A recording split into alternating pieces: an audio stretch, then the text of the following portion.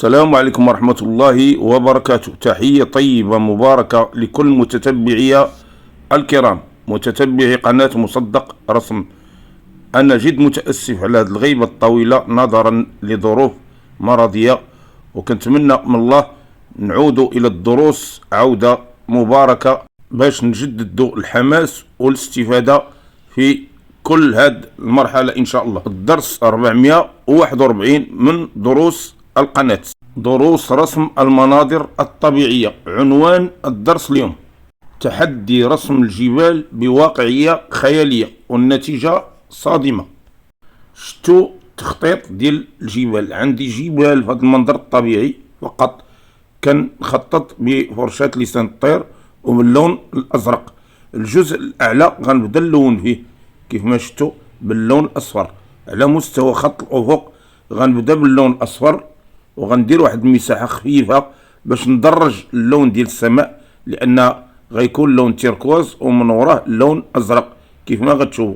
غنمشي على طول مساحة الجبال من اليسار إلى اليمين، والعمل راه بفرشاة المروحة كيف ما شفتوا، فرشاة صغيرة اختاريتها على قد اللوحة اللي كنخدم فيها، اللي هي مقياس تقريبا 50 على 30 سنتيمتر. غادي نحاول نعطي مساحة صغيرة للون الأصفر، يعني مساحة ضيقة باش نبدا ندرج باللون الأزرق. هذا اللون أزرق درتو فوق اللون الأصفر عطى اللون التيركواز، لأنني غنبدا ندرج الآن. ودائما هاد العملية اللي غنبدا فيها ديال التدرج كتكون الصباغة باقا ما نشفاتش، لأن التدرج كيسهل بهاد الطريقة. مني كندير الصباغة فوق الصباغة كيتدمج اللون مع اللون بسهولة. ثم غنمشي باللون الأزرق إلى نهاية المساحة الفوق باش ندير تدرج ديال اللون غروب غيكون منباتق على خط الأفق على هاد الجبال اللي غنرسموها. ولاحظوا درجة اللون، كل ما ضفت التدرج كل ما كنزيد نقوي اللون باش يبان التدرج ديال لون السماء. ولاحظوا الآن الدرجة ديال اللون الأزرق كيفاش بانت، درجة مختلفة على التيركواز اللي دمجته مع اللون الأصفر في الأول. والتلوين دائما بفرشاة المروحة، واختاريت فرشاة المروحة لأن ضرباتها أولا دقيقة، ثانيا الزوايا ديال فرشاة المروحة كتسهل ليا باش نحاول نملأ المساحات كلها اللي فيها الزوايا ضيقة. وهاد المساحة ديال الكانفاس ديالي راها مساحة صغيرة، لذلك الفرشاة خاصني نختارها بهاد الدقة. غندير لون برتقالي على مستوى اللون الأصفر لتحت باش نبين حمرة ديال الغروب غتكون مندمجة مع اللون الأصفر على الجهة اليمنى والجهة اليسرى. ونحاول دائما نخفف الضربات، ما نضغطش على الفرشاة باش يتدمج اللون بسلاسة. الآن غادي نبدا في توزيع لون الظل ديال الجبال. لاحظوا هنا درت اللون الأزرق والرمادي والأصفر اللي في خط الأفق، ثم غنضيف عليه البنفسجي على الجهة اليمنى، وغنبدا ندرج فيه حتى نسالي السلسلة ديال الجبال الأولى اللي على مستوى خط الأفق. ودائما كندمج اللون مع اللون. وباش نتمتعوا بالفرجة ونستافدوا، ما تنساوش دائما الاشتراك في القناة والضغط على زر لايك والبارطاج ديال الفيديو ما بين أحبابكم وأصدقائكم. المهم غادي نحاول نمشي باللون البنفسجي من الجهة اليسرى إلى الجهة اليمنى. بديت باللون أخضر كيف ما شفتوا أزرق وبنفسجي على الجهة اليسرى، ثم مشيت للبنفسجي، والآن غنضيف اللون الأزرق على البنفسجي. ونحاول كيف ما قلت ندمج الألوان، كل سلسلة ديال الألوان ندمجها مع أختها باش يبان الانعكاس الضوئي على كل المساحات. ثم غنبدا الآن في سلسلة أخرى، غندير تدرج لوني من السلسلة على الجهة اليمنى ديال الجبال إلى الجهة اليسرى. درت أولا اللون الأزرق وبنفسجي، ثم غندير البنفسجي نخففو ونعطيه اللون الأبيض باش يبان التدرج. ثم غنضيف الآن اللون الأسود واللون البنفسجي والأزرق. ولاحظوا كيفاش كنلعب بالألوان على هذه المساحات، لأن كيف ما قلت راه كاين انعكاسات ضوئية على هذه المساحة دائما. والسبب هاد الانعكاسات هو الوان الغروب اللي كتشوفوا، مع يعني اختلاف الوان الجبال. هاد الانعكاس كتعطيه الاشعه ديال الشمس للجبال، ولكن الجبال كتختلف الالوان ديالها وفي الاشكال ديالها. لذلك كنحاول نعطي كل لون على حساب درجه اللون اللي كتنتمي لها الجبال. لاحظوا الان ضفت اللون الاسود والبنفسجي والازرق، درجت هذه المساحات تحت، ثم نحاول نملأ فراغ على الجهة اليمنى بالنسبة للجبال الأخرى اللي في الخلفية. كذلك على الجهة اليمنى غندير لون بنفسجي وأسود وأزرق، وغنخففه بالأبيض. لاحظوا التخفيف ديالو لأن عطيته مساحة في التخطيط، غيبقى كخلفية، يبان كخلفية. ونتم جاي ونقوي في الألوان، وهذا هو السر اللي كنت باغي نقول لكم في هاد العملية ديال الرسم. لاحظوا معايا مزيان الجزء اللي كيكون في الخلفية ديال الجبال والدرجة ديالو القوية، وبمجرد ما نتم جاي تدريجيا في توزيع ألوان الظل كنبدا نقوي اللون شيئا فشيئا، مع العلم بأنني خصني نحترم أولا درجات الألوان ديال الجبال هنا، لأن كيف ما قلت راه الجبال تختلف في الألوان. ومع ذلك ناخدوها قاعدة، كل ما قربت الصورة كل ما كنزيد للون قوة، وكنحاول نعطي اللون أسود باش نقوي الألوان اللي كنختار. مثلا كندير لون بنفسجي، لا بغيت نفتحو كنزيد عليه الأبيض باش نبينو بعيد، بغيت نقوي باش نبينو قريب كنزيد عليه الأسود، باش نعطي التكوين اللوني من الأول، من البداية ديال اللوحة كنعطي الأساس اللوني اللي غادي نوزع عليه التفاصيل والوان الاضاءه الاخيره. لاحظوا الان كيفاش غنضيف اللون الاصفر على الاسود، هذا لون اخر ديال الجبال القريبه. كنحاول دائما نغير اللون على حسب الدرجه، وكنستعمل الاسود في كل هاد الالوان ديال الظل، راه كنستعمل الاسود مع تغيير دائما طبقات اللون. كنضيف الاسود ولكن نحاول نغير ديك الطبقة ديال اللون بإضافة الأبيض مثلا باش نبينو فاتح، أو نقوي بإضافة الأسود، وهكذا.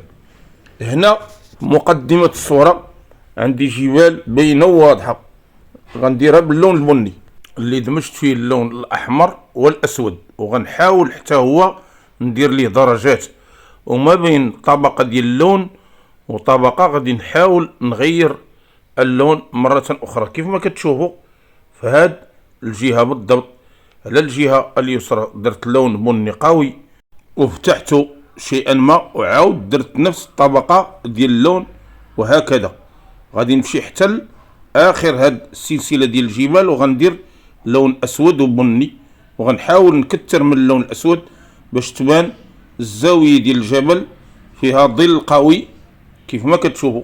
لاحظوا دابا التدرج اللوني اللي كاين في هذا الجبل من بداية ألوان الظل، باش نحاول نجهز الجهة اللي فيها الإضاءة من ألوان الظل. الآن غنمشي للسلسلة ديال الجبال اللي في مقدمة الصورة، ونحاول نخفف اللون البني باش تبان إضاءة على هذه الجهة، وعلى الجهة اليمنى بالنسبة لهذه السلسلة غادي نقوي اللون بإضافة اللون الأسود. وهذه العملية ديال طلاء لون الظل راه كنديرها بفرشاة المروحة كيف ما كتشوفوا منذ البداية، لأنها فرشاة المروحة دقيقة وعندها أسنان من الجوانب، يعني كتعطيني فرصة حين نوزع اللون على الزوايا الضيقة. الآن غادي نوزع اللون الأسود اللي بطبيعة الحال راه ضفت ليه اللون الأحمر، شيئا ما من اللون الأحمر على الجهة اليمنى باش تبان هاد الزاوية مظلمة ويبان الفارق، يبان الموتيف ديال الجبل. بقات المساحة اللي بدون تلوين غنلونها حتى هي باللون البني، ونبدل درجة اللون البني، يعني غنضيف على الطبقة اللي درت في الأول اللون الأسود. لاحظوا الفرق ما بين الألوان باش تبان الانعكاسات الضوئية في الظل، تبان من الأول وتبان كاع الزوايا اللي كتبان فيهم الإضاءة. لاحظوا الآن الجبل اللي على الجهة اليسرى كيفاش كتبان تحديدات الإضاءة فيه منذ توزيع لون الظل. نحاول نربط الألوان مع بعضها البعض، نجي للجهة اليمنى ونربط اللون باللون، وغتلاحظوا كيفاش الفارق ديال الألوان غيبان. يعني على الجهة اليمنى كاين اللون قوي فيه اللون الأسود، الجهة اليسرى فيه اللون بني وأسود واضح، وبين الفرق ما بين الجهة اليمنى والجهة اليسرى. لتحت غادي ندير اللون الأسود والبني. لاحظوا طبقة ديال اللون قوية جدا، لأن هاد الصخور وهاد الجبال هي الأولى في الصورة، مقدمة الصورة 100%. الآن جهزوا لي ألوان الظل. غنبدأ في توزيع الإضاءة منين بديت في الجبال إلى مقدمة الصورة. غادي نحاول ندير بعض الانعكاسات الضوئية خفيفة، ندمج اللون الأزرق والبنفسجي مع الأسود ونوزعه على هاد المساحات باش تبان الانعكاسات الضوئية ديال الجبال اللي في الخلفية. ثم نستعمل الآن السكين باش ندير اللون الأبيض والأحمر، لون وردي مع بنفسجي، غنديرو على مقدمة خط الأفق باش يبين الانعكاس الضوئي ديال الشمس. لاحظوا كيفاش كنضرب بضربات السكين برأس السكين. لون وردي غادي نحاول نديرو في قمم الجبال باش يعطي انعكاسات دائما، لأن الجهة ديال القمة ديال الجبل هي اللي كتكون معرضة للإضاءة في الصورة كيف ما كتشوفوا. لاحظوا العملية ديال توزيع الإضاءة برأس هاد السكين كتعطيني موتيف رائع، كتبين لي تحديدات قوية. ونحاول نبين حتى الانعكاسات الضوئية على الجهة اللي فيها نقطة الأفق. الخط الأفق الآن عندنا هو الجبال اللي في الخلفية. دائما اللون الوردي غنوزعه في هاد المساحات، ولاحظوا كيفاش ينسجم مع ألوان الجبال، لأن هاد الحمرة هي أصل انعكاس اللون اللي في الخلفية ديال السماء.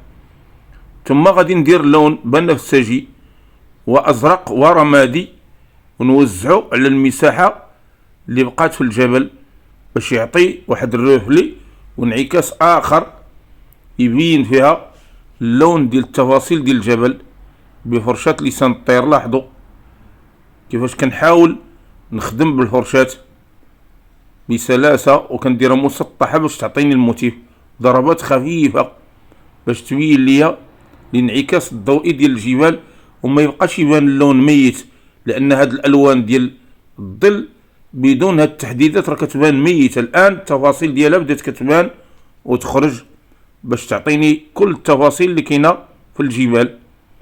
ولاحظوا شحال من لون هنا، لون وردي، لون بنفسجي، لون أزرق، لون أسود، لون أصفر، أزرق، كلها مجموعة هنا في الانعكاسات، لأن في الأصل الجبال متنوعة الألوان، وانعكاسها في الصورة كيعطي نفس الطبقة ديال اللون ديال المنظر، لأن احنا كنستنبطوا هذه الألوان من الخلفية اللي هي ألوان السماء. لون السماء فيه الأصفار والتيركواز والبرتقالي والأزرق. هذا اللون هو اللي غيعطي هاد الدرجة ديال الإضاءة في الجبال. ملي كنوزعها كنحاول دائما نحترم هاد الطبقة ديال اللون وتنعكس على الجبال. لذلك كتشوفوا ألوان يعني كتميل لهاد الألوان في الجبال اللي في الخلفية. ثم غنتم جاي شيئا فشيئا غنوزع اللون كذلك الوردي والبنفسجي والرمادي والأسود، نعمق به أو ندخل به بعمق في هاد الجبال بفرشاة لسان الطير مرة أخرى. ولاحظوا العملية ديال توزيع اللون الأسود أو البني، لأن أسود فيه الأحمر بني. نحاول ندخل هذا اللون باش نستعد به للإضاءة اللي غنديرها من الفوق. لاحظوا اللون الوردي الآن من الفوق كيفاش كنوزعو بالفرشاة بخطوط متعرجة متموجة غتبين لي التضاريس والتحديدات ديال الجبال في هذا الجزء. ولاحظوا الوردي يعني مدموج مع البني، وكذلك اللون بنفسجي والأزرق والرمادي غندمجوا مع داك الوردي باش يعطي الانفعالات اللونية اللي جاية من خط الأفق. ثم نمشي للجبال اللي على الجهة اليمنى في الخلفية ندير لها الإضاءة باللون الأبيض. لاحظوا بضربات على الجوانب تعطيني الإضاءة تبان بعيدة. كيبقى ليا في الأخير الجبل اللي في مقدمة الصورة. ولاحظوا مني نشفت الألوان كيفاش بان. يكفينا أننا ما نزيدوش قاع التفاصيل قريبة للجبل هو هذاك، ولكن اقتضى الحال باش نحاولوا نبينوا أكثر تفاصيل ونبينوا الجبال واقعية. غادي نحاول ندير واحد العملية ديال تخفيف اللون ديال الجبل.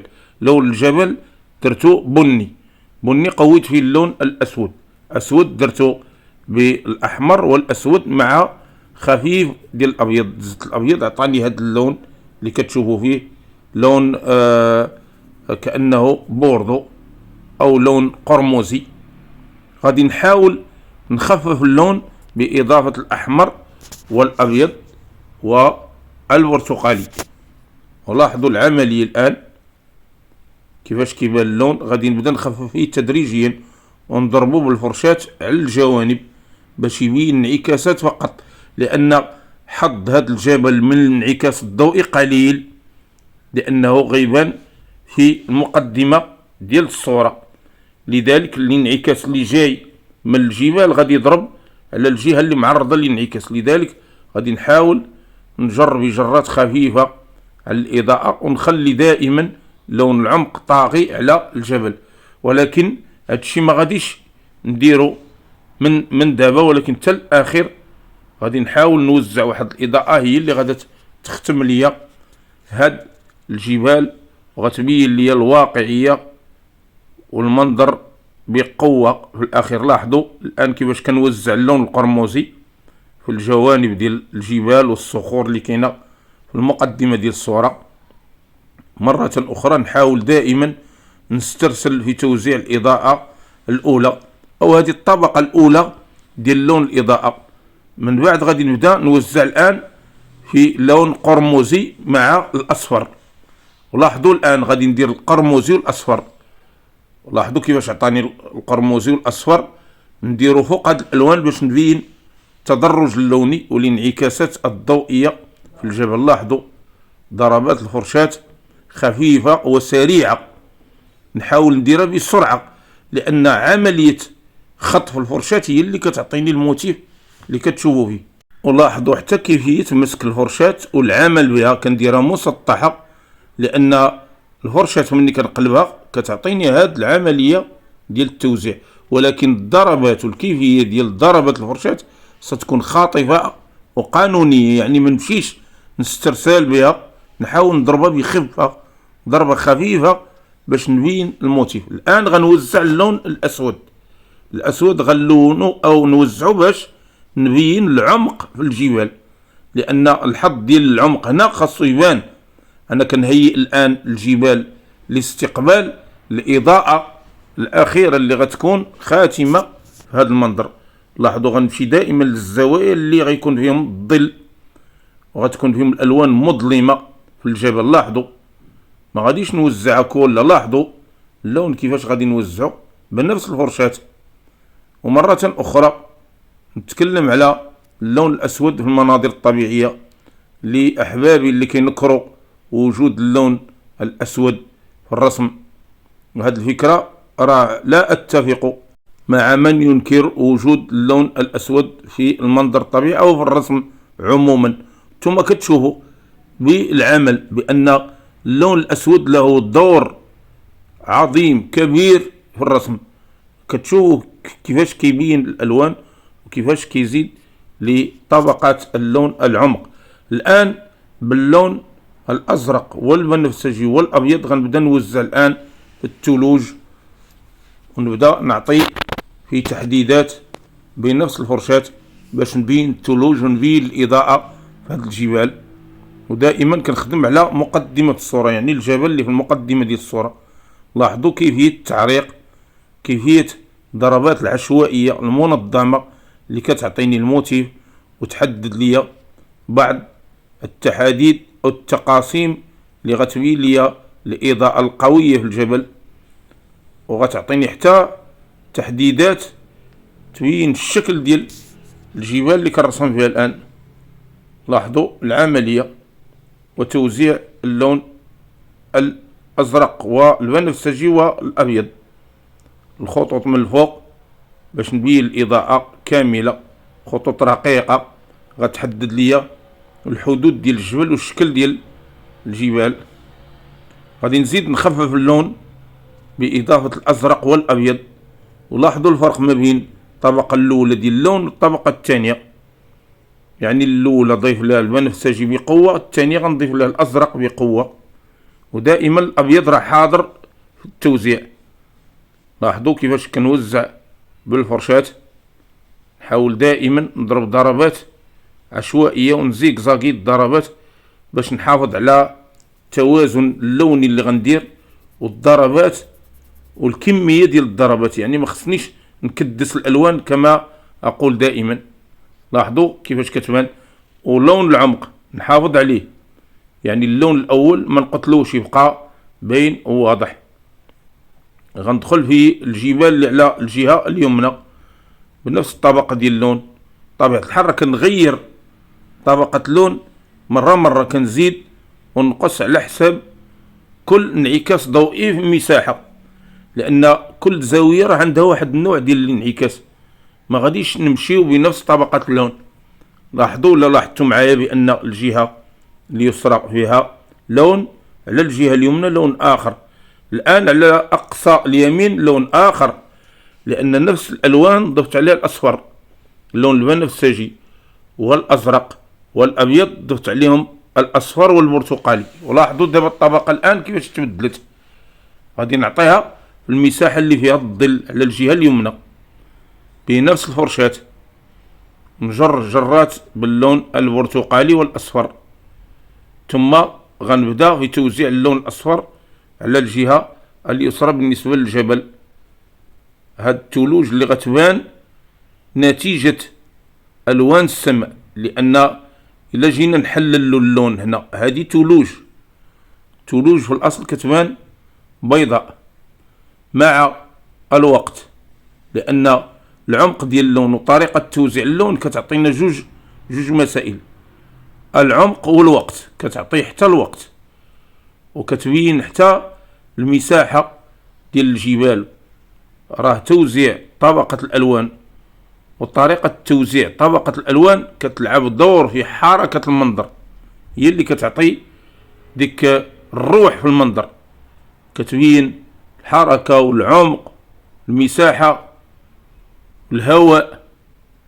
لاحظوا التوزيع ديال اللون الأصفر، نحاول نضيف اللون أكثر ونكدس اللون بهذه الطريقة، ولكن بجرات معتدلة باش نبين الشكل ديال الجبل. لاحظوا شوفوا المساحة ديال الجبل كيفاش بانت، والجبل كيفاش بان تقسم إلى قسمين، الجهة اليمنى والجهة اليسرى. غادي نعطي هذا اللون الأصفر ثم نمشي للجبل الآخر باش ندير اللون الوردي، أصفر أو عفوا أحمر وأبيض، ولكن قويت الأبيض. ولاحظوا هاد الضربات ديال الجبل كيفاش غتبين المساحة والشكل ديال الجبل، وحتى الانعكاس الضوئي اللي جاي من الجبال غيبان على هاد اللون. نحاول دائما نوزع الألوان اللي غتكون عندها تأثير في الإضاءة، لأنني يعني بنيت المنظر بناء ديال الظل، ألوان الظل. الآن بقى لي على الإضاءة وكيفية توزيع التفاصيل ديال الإضاءة. نحاول ندير قانون باش نوزع الألوان ديالي في كل المساحات.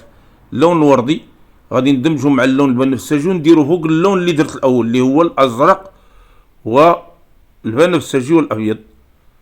لاحظوا طريقة التوزيع بخفة وبدقة. الآن غنجيب اللون القرمزي اللي درت في الأول ونزيد عليه البرتقالي. لاحظوا التوزيع، غادا تبان يعني ألوان أخرى غتعطيه فارق لهذا الجبال، وتبان الجبال كأنها تنطق وتنبض بالروح. نحاول نوزع للمساحات اللي فيهم دائما اللون أو الطبقة الأولى. لاحظوا كأنه برتقالي، ولكن راه فيه القرمزي والبرتقالي والأصفر. لاحظوا دائما نوزعوه في المساحات اللي فيها الإضاءة ونمشي حتى للمساحات الأخرى باش يبان انعكاس ضوئي واضح وبين بنفس الفرشاة دائما وبنفس الكيفية ديال الضربات. يعني كنسطح الفرشاة ونحاول نضرب بطريقة مسطحة.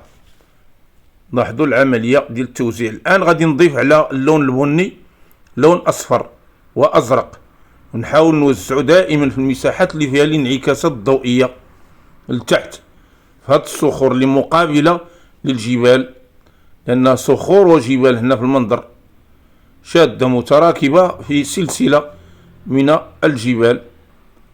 ولا مشينا مثلا على الجوانب ديال الجبال بدون استعمال اللون المناسب راه نخرجوا على المنظر كامل، كتبان الوان مكدسه فقط، حتى التفاصيل والتضاريس ما تبانش.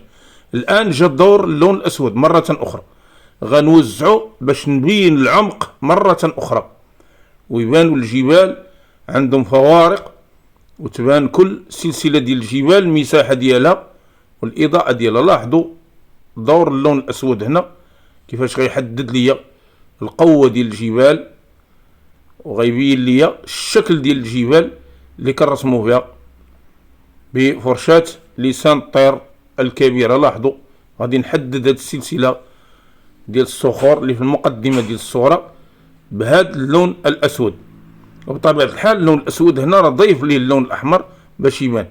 كتبقى الضربات ديال اللون البنفسجي اللي غيعطي الانعكاس، وغنديرو في المساحات اللي درت فيها اللون الأسود ندير ضربات يعني خفيفة كأنها لسعات غتبين ليا الشكل ديال الجبال. الآن غادي نختم باللون الأبيض، نضربو ضربات باش تبان الثلوج والانعكاس ديال الثلوج.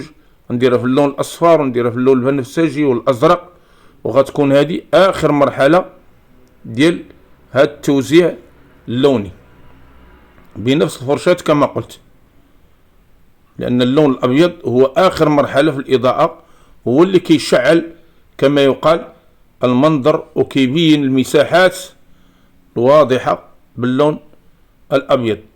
المهم هذه هي المرحلة الأخيرة في هذا المنظر الطبيعي اللي كيف ما شفتوا كان سهل، التداول ديالو كان جميل، خطوات بسيطة ورائعة. كنتمنى من الله تكونوا استفدتوا من الدرس وعجبكم المنظر طبيعي. ما تنسوش دائما، وأكرر إخوان اللي ما اشتركوش في القناة اشتركوا في القناة، ضغط على زر لايك والبارطاج ديال هذا المحتوى بين الأحباب والأصدقاء لدعمكم القناة، فإنها تحتاج إلى دعمكم. ومرة أخرى أستسمح لهذا الغياب الطويل نظرا لظروف مرضية. تحية طيبة لكل أحبابي المتتبعين. السلام عليكم ورحمة الله وبركاته.